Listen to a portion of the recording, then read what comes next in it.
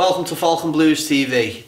Dave here without Paul. He's gone to see Seaman or Seaman or Aquaman or something. I don't fucking know. So instead, I'm joined by Callum. Callum, thanks for coming on, mate. Good to see you again. You too. And I feel like I haven't been on here fucking ages.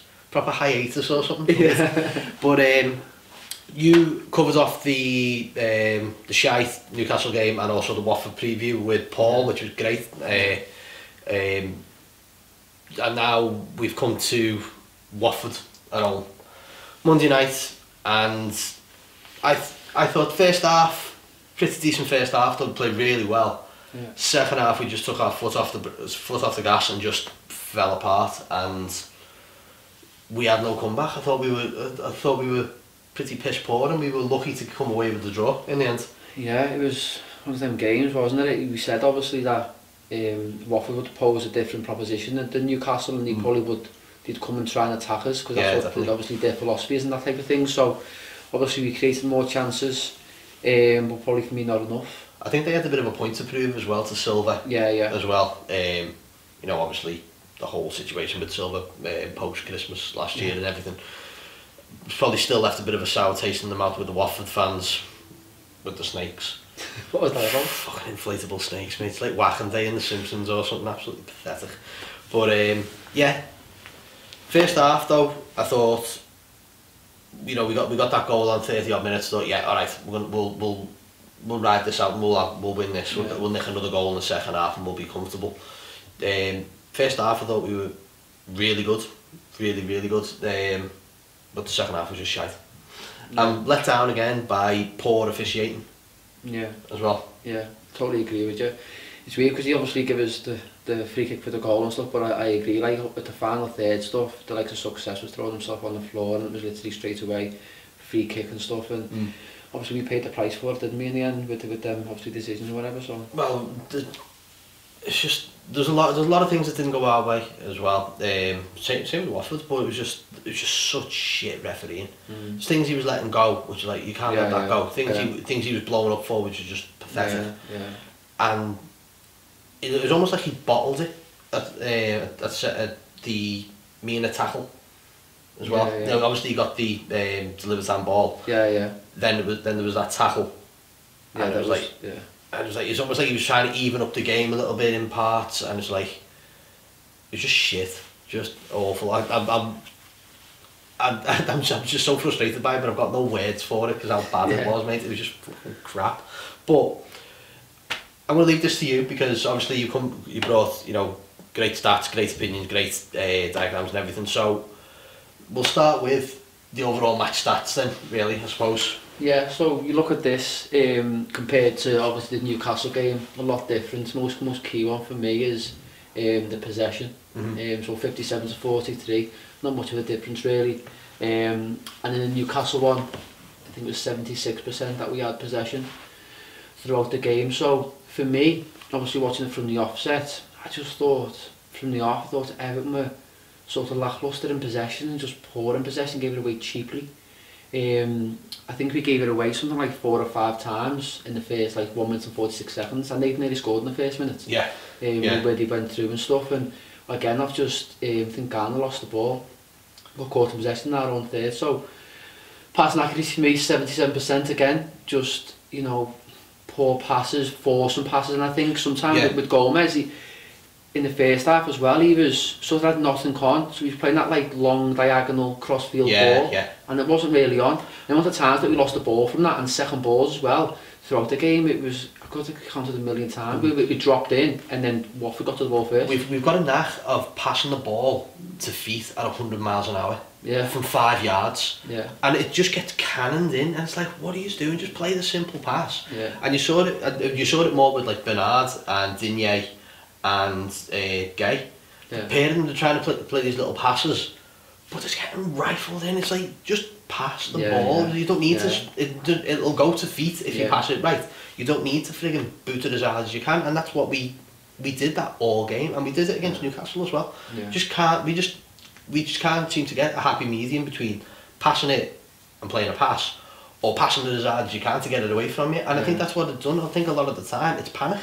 It's like, get rid of it, and then you're rifling it into the defender who's got, or the man who's got his back to the defender, and you know you're just gonna get taken off you, and that's all they're waiting for. They're waiting for that ball to hit the foot, hit an ankle, and just bounce away. And we did that so much. Totally agree. Sometimes the way to pass, sometimes it's Richarlison and stuff. It's either like a yard wide of him, or it's pinged into him, and the Callum's off him, or whatever, and then we lose possession. So yeah, I think Darren obviously final third combinations. I think it was just poor again. He'd get up to that point. Yeah. And like try a flick six and try the little flick around the corner, didn't come off, lost possession, and so that happened every time. And obviously Watford then obviously gained possession and tried to counter attack us every time we've done that. So but they looked fitter than us. Yeah, I totally agree. We'll probably come to that a little later on, but we just looked so lethargic. Even against Newcastle, it just seems like the Derby day hangover. Yeah, we haven't recovered from the Derby, and is that a confidence thing because we had the wind knocked out of our sails? We thought, hang on, we could actually snatch a result here. Yeah. We were guaranteed a draw, and the gods and the pact that they've signed with the devil all those years ago just didn't happen. It just didn't happen, and because of that, we've gone, okay, we played so well, probably the best we played at Anfield in a long time. Yeah. And then for that, it's like, oh, fuck's sake, you know what I mean? And that doesn't, the way this looks doesn't bode well for the rest of the Christmas fixtures. Totally agree. I think, well, I was surprised about in the game yesterday against Watford was when the ball dropped in for the 50-50s, Watford were getting there first. They looked so much fresher. Yeah. All over the pitch, though, the midfield, we were 2 or 3 yards off the pace. They were getting it, they were playing it around quicker than us, and sometimes we just couldn't get near them. And it looked like, we had 5 games in a row after a day of rest, and they'd had like a week off, chilling out in Dubai, and then come back and were really fresh. Yeah. It was crazy, and that killed us. It really did, and that's why I think it really affected the possession and our passing accuracy as well, because we didn't have that movement to go and get on the ball. It was just delayed, it was slow, it was laboured, and obviously every time the ball did then go in, we sort of lost possession. Yeah. But these are 2 games at home. Yeah. 2 games at Goodison under the lights. Yeah, fine, it's a bit of a different atmosphere, but they're a week apart. Yeah. You know what I mean? It's not like you're saying, it's not like we've had 5 games in a row. It's been a game on a Monday and a game the following Monday. Yeah. You've had a full week's prep for both of them. Yeah. And it's just so frustrating, so frustrating for that week. And I think we've obviously looking at it before these fixes. You were saying, weren't you? 6 points. These are the ones we should be banking, and these are the games. Probably not this year, but next year we'll be getting 3 points. Yeah. We'll be picking up maximum points from it. I think again, it's all this transition period and everything else, and the difference to this Christmas to last Christmas is fucking night and day. Yeah. But these are the games we should be putting away, and we did put this game away last year. Yeah. Do you know what I mean? Yeah, the same with Newcastle, we did it at home, and this season we've hit a bump in the road. It's going to happen, but it's just frustrating to see when there's games that we should be taking full points. Definitely, especially going to these hard games now.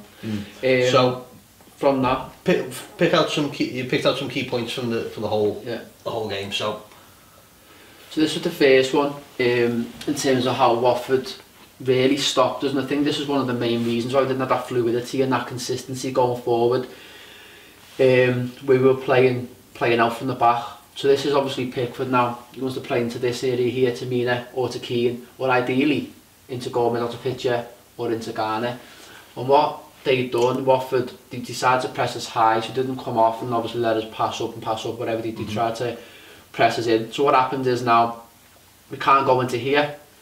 We can go into there potentially, but obviously they're on the front foot, they're going to go and challenge. So what happens from this now, we don't play through the third, you don't have possession, we don't carry it up the pitch. Instead, it goes from Pickford, wide right, into Coleman, who's, I think he's got Holibus on him, wide, and we lose possession. And that happened quite a few times, and that was just sort of a thing that was adding to us frustration-wise, that we weren't getting on the ball, he kept giving it away, and these sort of traps and stuff that they set up. Well, this is something that we did against Chelsea. Yeah. I noticed because of balls, so obviously is this Keane or Mina? Yeah. I think the ball was coming out to Michael Keane a few times. Yeah. Tried to play it into the wide right, and he was putting it into touch. Yeah. He didn't putting it behind him or in front of him. It's like just pick the simple pass. Yeah. Do you know what I mean? But from this there's pressure, but there was no pressure against against Chelsea. They were playing a lot deeper and waiting for the midfield to make the mistakes. But they were allowing Keane and Mina to get the ball. But Keane was still just rolling the ball into touch. It's like, it's one or the other, And I think the crowd getting really anxious and stuff with this. So as I said, we lost possession of that, and obviously then they regained possession. So this was the tail of the first half, and with the was going into Coleman, Holibus had a bit of a better height as well. So he obviously was winning the headers, or he was putting them off type thing. So this was something that I picked out from there.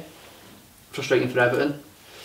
And then this was the first goal, the weird goal that obviously winning. That's just, I don't know how it even went, to be honest. But we'll come on to that in a second. So this comes into Delafeu, who just came on the pitch. So what happens is here now, you see Digne sort of backing off, doesn't know whether to go to the ball or whether to stay. And what happens is now, because he doesn't go to the ball, Bernard and Digne now are on the same line, so they're too flat. Bernard should be tucked in probably 2 or 3 yards just in behind Digne to cover the space, and he's flat. So what that allows us now with Delafeu, it allows that pass to break that line and go into that space, and it kills us, whereas Bernard should be tucked in behind. So now Delafeu plays it in behind the space. Bernard's not got a chance now to recover because he's facing the wrong way, and the ball goes in behind. And obviously in that move, that's when it goes into the box, the pullback comes, doesn't it? Pereira hits the post, comes off Coleman, and it goes into the goal. One of the main things in this one for me as well though, is when it does go wide, look at Mina's position. So when it goes wide, Mina's not goal side of this player, which is Pereira, and he's at 6s and 7s. So when you get to the byline and it's crossed in, it sort of gets pulled back, doesn't it? And Mina's sort of, his body position's out of shape. Whereas if you... I'll just do the thingy. Right, we fucked up. The camera went dead. Hold on, is that even back on? Is that even recording? Yeah. Yeah, alright, so the camera went dead, so we're just going to go back. So, Callum, you were saying about Mina's body position. Yeah, so Mina's body position, obviously when the cross comes in, then he's got no chance to recover. Pereira's the post, obviously then Coleman comes off his shin and it goes in. So really, when this ball goes through, he should be looking to get goal side of Pereira. And then Keane drops in and then Coleman tucks in there. And that would have prevented then Pereira having a free shot which hit the post.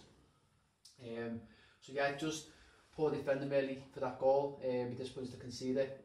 And obviously then that made it 1-1. And that was it, wasn't it? So, as you said before, so balls came in, see Mina now, planted his foot. He realises that it's not going to go into that area and it's being pulled back. So, in that for Mina though as well, for me, when you're running back to your own goal, obviously the position's not bad, but you should be picking up players rather than picking up space. Because he's the only real threat. There's him and Deeney in the box. Keane's here covering, obviously Coleman in here, and then Walcott's back. So for me, it should be once that has gone wide, me should be looking, okay, who's going to pick up? If you're 2 or 3 yards closer, he doesn't get the shot off. And the goal. Or even if you just committing them, rather than actually, making any kind of challenge, just giving them a reason to actually miscue. Totally force the error. But I think he's run back that much to get back with speed that he's obviously gone past, and then he can't get that movement to get back. And it's a great ball. It's one of them, isn't it? Huddersfield do that a lot where they get to the byline and they pull it back, because if there's someone in this area, you're always going to get shots off all the time. In comes the defence, to try and cover this 6-yard box. So it's a great effort. I'm just unlucky for Coleman really. I don't think he's had any time to react, and you can look at his body position there as it comes in, but I think when it actually has the shot again, he can't adjust his feet, comes off his legs and it goes in. There's no way he can stop it from going in. So that made it 1-1. And just this one, loads going on here. This is, for me, the most disappointing thing, and I mentioned it in the Liverpool one, 96-minute goal.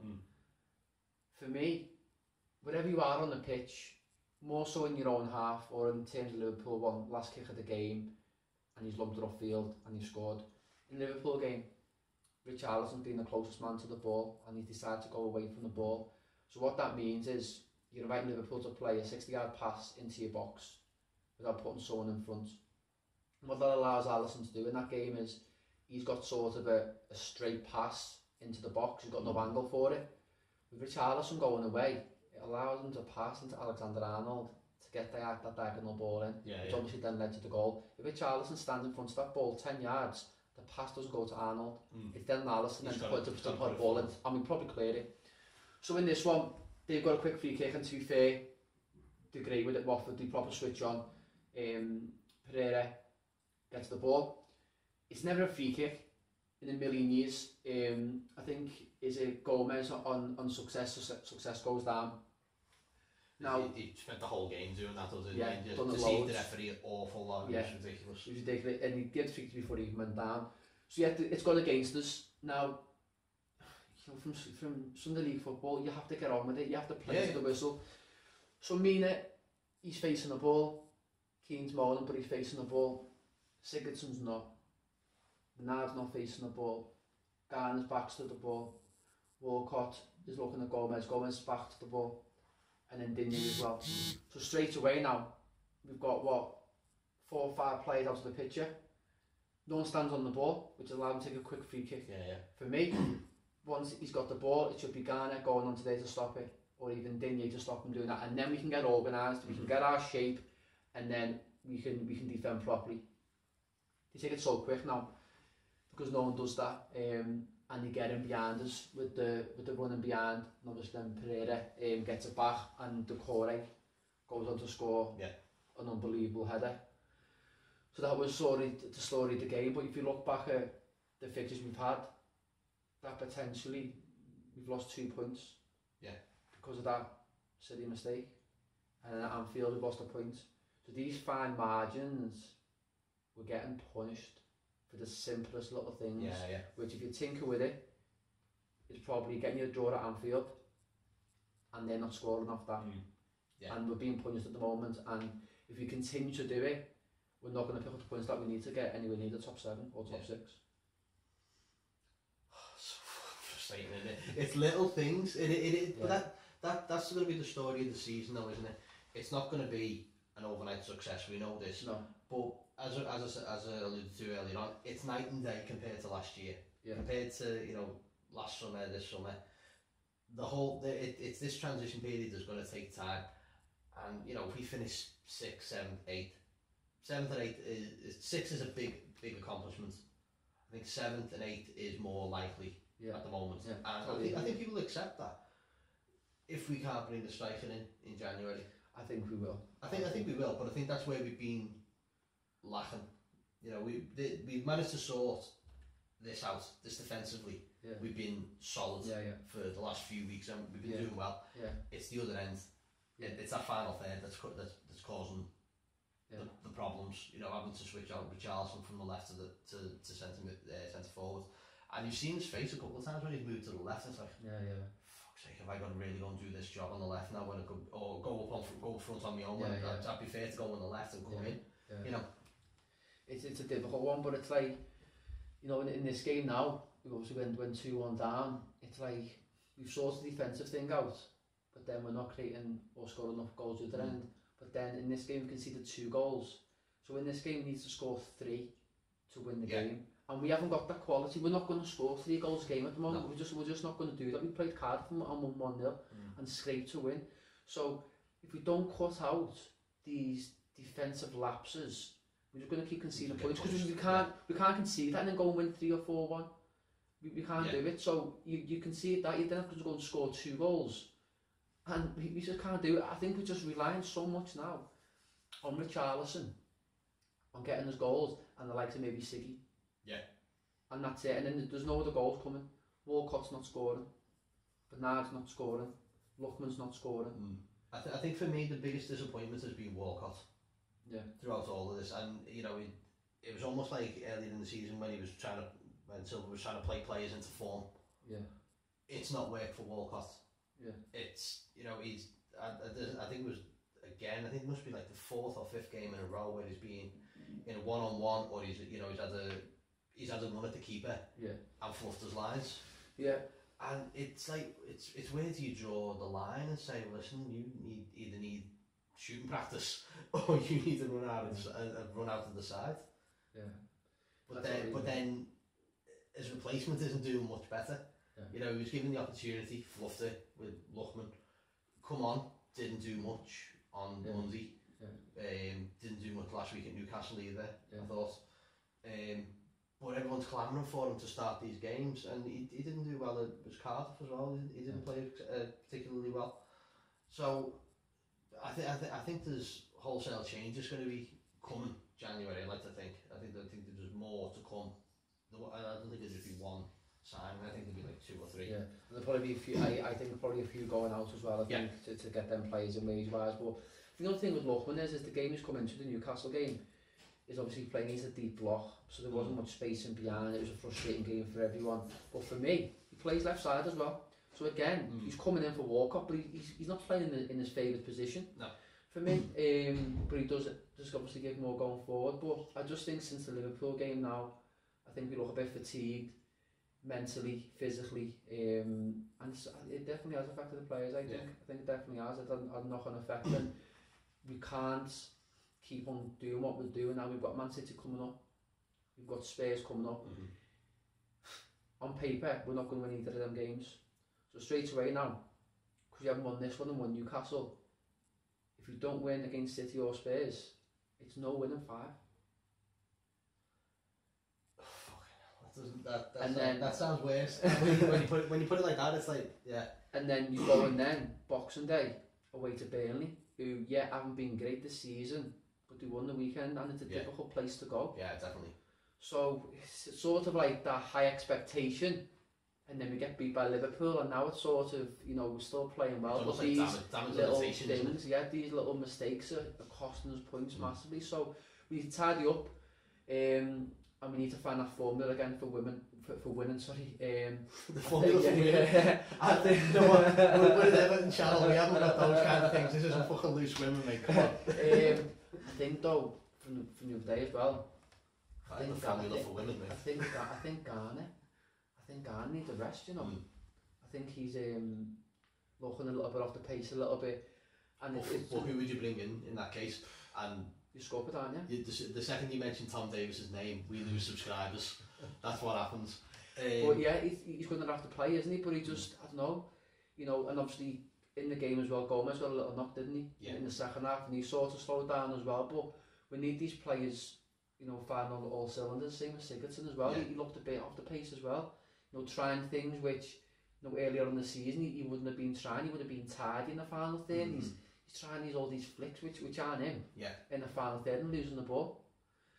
So, you know, go on to the City game away, and it's going to be, I think, a long game. One we will have, obviously won't have the ball for long periods, but one in which we might try and, you know, nick it off a set piece.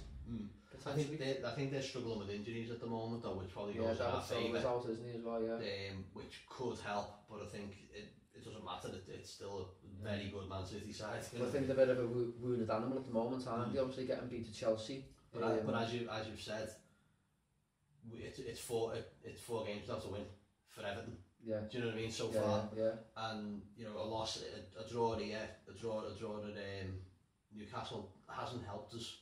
You know, I think 3 points at least out of one of those games. Put pressure on us, hasn't it? Yeah. Put pressure on us. Because especially with obviously the expectations of where we want to finish, it's sort of like, okay, well, we're sort of falling away from there now, and these bigger games to come up. And the problem is now you play Watford, Newcastle at home.